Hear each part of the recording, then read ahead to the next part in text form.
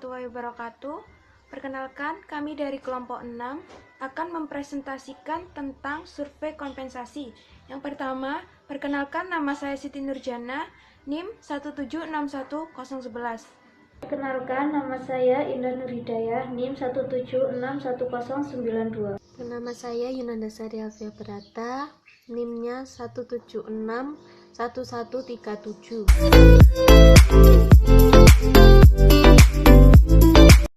Untuk subbab yang pertama yaitu alasan adanya survei kompensasi. Survei kompensasi memiliki arti aktivitas untuk memperoleh data mengenai jumlah yang dibayar perusahaan-perusahaan tertentu untuk jabatan atau kelas jabatan tertentu dalam tenaga kerja pasar tertentu.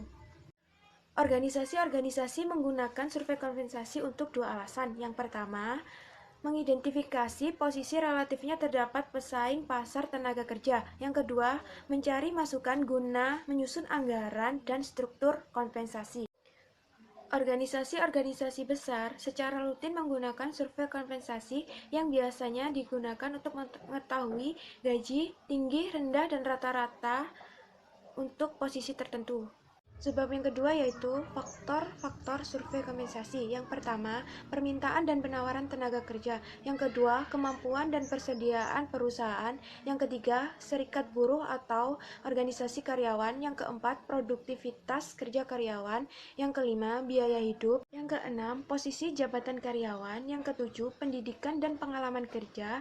Yang kedelapan, kondisi perekonomian nasional. Ini saya akan membahas tentang langkah-langkah survei kompensasi. Secara umum, ada beberapa hal mendasar sebelum perusahaan melakukan survei. Yang pertama yaitu mengumpulkan informasi. Tahap ini menjadi fondasi paling penting dalam melakukan survei. Dalam hal ini, mengumpulkan informasi mencakup semua data perusahaan.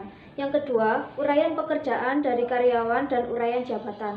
Dalam hal ini, beberapa informasi yang harus disusun yakni informasi mengenai uraian pekerjaan yang dilakukan seseorang. Selanjutnya, membuat uraian jabatan. Dalam proses uraian jabatan perusahaan, harus mendapatkan kejelasan mengenai job desk dari masing-masing jabatan. Yang ketiga, benchmark dan hasil survei. Dalam hal ini, yang perlu diperhatikan adalah melakukan perbandingan dengan pasar yang sejenis, di mana semuanya harus setara. Yang keempat atau yang terakhir yaitu daftar gaji. Perusahaan perlu mendata secara rinci daftar gaji para karyawan. Kumpulan daftar gaji secara urut dari masing-masing karyawan agar perusahaan dapat secara transparan menyusun formulasi khusus dalam menyusun struktur dan skala gaji. Selanjutnya saya akan menjelaskan tentang survei benchmarking kompensasi. Pengertian benchmarking atau survei imbalan merupakan kegiatan untuk mengetahui tingkat upah yang berlaku secara umum di pasaran dan tentang kebiasaan maupun praktek pada perusahaan-perusahaan sejenis yang mempunyai usaha atau jabatan yang sama untuk digunakan dalam merumuskan kebijakan imbalan yang lebih tepat bagi perusahaan yang melakukan survei. Survei dapat dilakukan dalam beberapa kondisi, yaitu pertama secara rutin. Secara rutin ini dilakukan secara periodik oleh manajemen perusahaan untuk memantau perkembangan gaji atau upah dan komponen imbalan lainnya.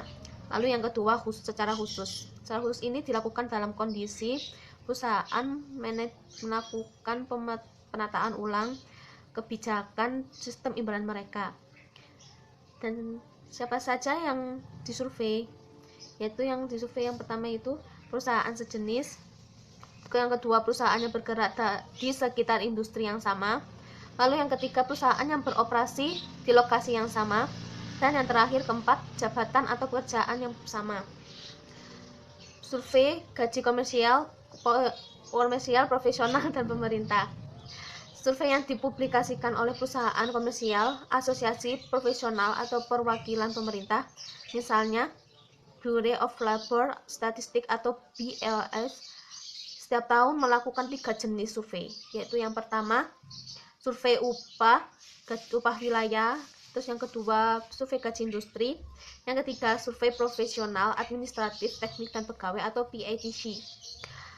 Dan untuk jenis data yang dikumpulkan yaitu pertama gaji pokok, kedua bonus uang, Yang ketiga, pendapatan total. Yang keempat, tunjangan dan fasilitas. Yang kelima, tunjangan atau bantuan lainnya seperti uang lembur, bantuan jemputan mobil, pekerjaan secara tiba-tiba, dan lain-lain. Yang keenam, remunerasi total atau pendapatan total ditambah dengan tunjangan. Yang ketujuh, informasi struktur gaji. Publikasi umum survei. Survei yang dipublikasikan secara umum biasanya mencakup tingkat gaji dan total pendapatan yang dibayarkan oleh perusahaan pada waktu tertentu. Data survei biasanya dikelompokkan menurut nama, jabatan, dan fungsi serta menurut bobot atau jabatan atau tingkat tanggung jawab sesuai dengan besarnya dan jenis perusahaan. Dan yang terakhir, yang E, penggunaan data survei. Penggunaan data survei digunakan untuk menyaringkan tingkat gaji yang berlaku di pasar melalui proses estimasi yang informatif dan efektif berdasarkan data yang bisa diandalkan. Proses ini merupakan proses intuitif yang mana semua data dikumpulkan dan disajikan dalam bentuk yang paling mudah dipahami, lalu dibuat skala atau besarnya gaji masing-masing level